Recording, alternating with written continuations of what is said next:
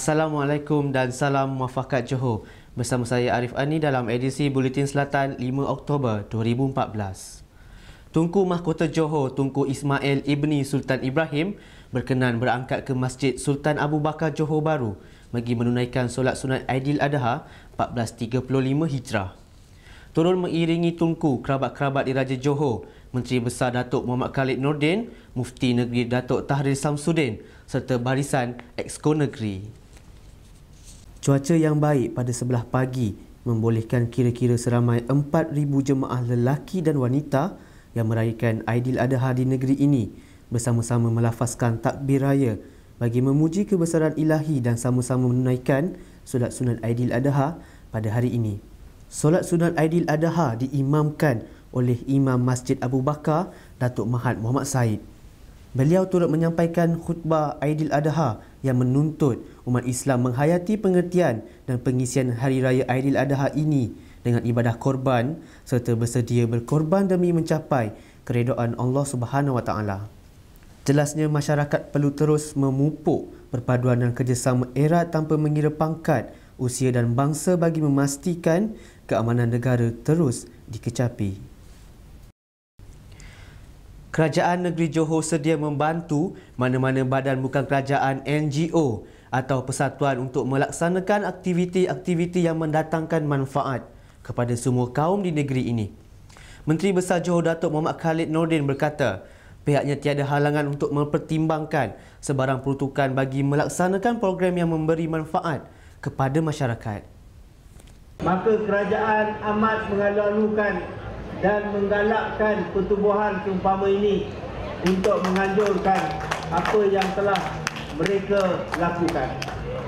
Saya ingin nyatakan bahawa Kerajaan Negeri Johor, Kerajaan Barisan Nasional Negeri Johor, kita mengiktiraf kepelbagaian, kita mengiktiraf peranan setiap pertubuhan dan NGO dan kita mengalu-alukan apa-apa usaha dan cadangan yang hendak dilakukan oleh pertubuhan dan NGO.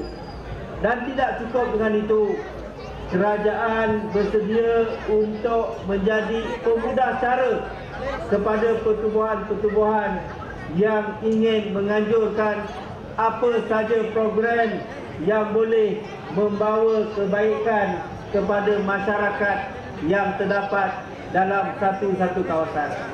Beliau berkata demikian pada Majlis Perasmian Bazar Deepavali 2014 di Permasjaya Anjuran Pertubuhan Kebajikan Marana Sagaya Niti, Johor Bahru yang turut dihadiri pengurusi MIC bahagian Pasir Gudang S. Sabapati.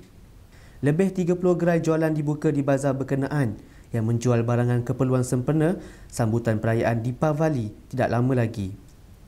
Menurut Datuk Muhammad Khalid, dengan adanya bazar seperti ini, masyarakat dapat membeli barangan perayaan lebih dari biasa dengan harga yang berpatutan. Beliau turut berharap bazar ini dapat diteruskan dari tahun ke tahun termasuk pada semua jenis perayaan di negeri ini. Tambah beliau, pembukaan bazar ini juga mampu menarik minat pengunjung dengan pengisian aktiviti-aktiviti yang mampu memenuhi kehendak masyarakat setempat. Sempena sambutan Hari Raya Aidilmadha pada hari ini, Datuk Muhammad Khalid berkata, kejayaan serta pencapaian negara kini adalah berasaskan pengorbanan yang dilakukan oleh semua kaum. Beliau turut mengajak seluruh rakyat di negeri ini mengambil kesempatan sempena Aidilmadha, hari yang mulia untuk membina keutuhan muafakat sesama masyarakat. Perlu menghayati dan terima hakikat bahawa kemajuan dan pencapaian negara ini selama ini adalah berasaskan kepada pengorbanan. Pengorbanan yang dilakukan oleh semua kaum. Kalau semua kaum nak semua benda yang dia nak, saya percaya negara ini akan jadi huru-hara. Jadi pencapaian negara ini adalah kerana adanya pengorbanan. Dulu orang Melayu dia bagi warga negara dan orang bukan Melayu terima hak-hak keistimewaan. Itulah pengorbanannya. Dan pengorbanan itu perlu diteruskan. Sementara itu, menerusi entry terbaru Facebooknya, beliau berkata muafakat memerlukan pengorbanan serta keikhlasan demi membela agama, bangsa dan negara. Katanya beliau turut menghargai sumbangan umat Islam yang menghidupkan ibadah korban sempena Hari Raya Aidiladha sama ada di peringkat kampung atau taman perumahan di seluruh negeri. Dalam pada itu, beliau turut mengajak rakyat supaya menghayati sirah baginda Nabi Muhammad SAW serta semangat pengorbanan Nabi Ibrahim AS bagi menyuntik semangat kepada kehidupan rakyat di negeri ini. Ke berita tempatan lain. 3 rencah utama wasatiyah iaitu keadilan, seimbang dan cemerlang akan tetap kekal menjadi nilai dalam membangunkan negara ini. Menurut Perdana Menteri Datuk Seri Najib Tun Razak, kerajaan akan terus beriltizam untuk menjadikan Malaysia sebagai negara Islam yang progresif, maju dan berpendapatan tinggi menjelang tahun 2020. Tambahnya, kerajaan juga mengambil iktibar terhadap semangat pengorbanan silam untuk dikarap dalam perjuangan memakmurkan negara ini dengan berteraskan keadilan dan keharmonian. Datuk Seri Najib berkata, sebagaimana yang beliau ikrarkan dalam debat umum pada Perhimpunan Agung Pertubuhan Bangsa Bersatu UNGA ke-69 di New York baru-baru ini, Malaysia akan terus berpegang erat dengan pendekatan kesederhanaan sebagaimana yang digariskan oleh agama Islam.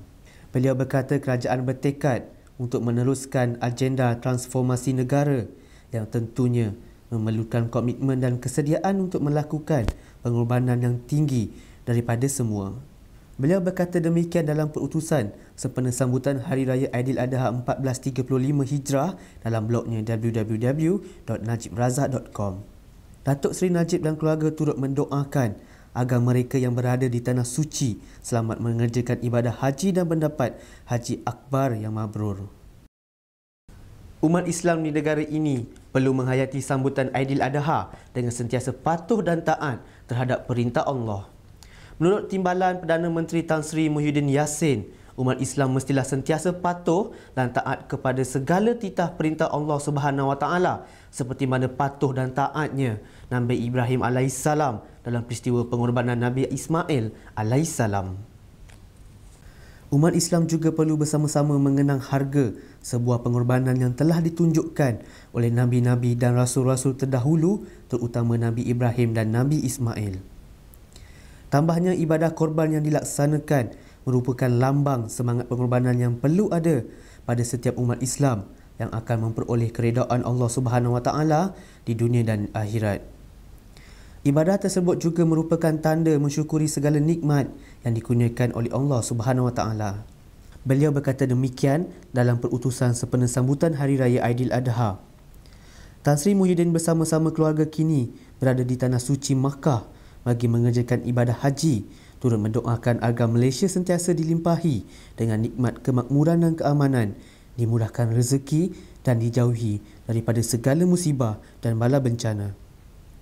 Beliau dijangka kembali ke tanah air pada 10 Oktober. Sekian untuk edisi Buletin Selatan. Kami warga kerja TV Selatan ingin mengucapkan Selamat Hari Raya Aidiladha. Salam Taksim.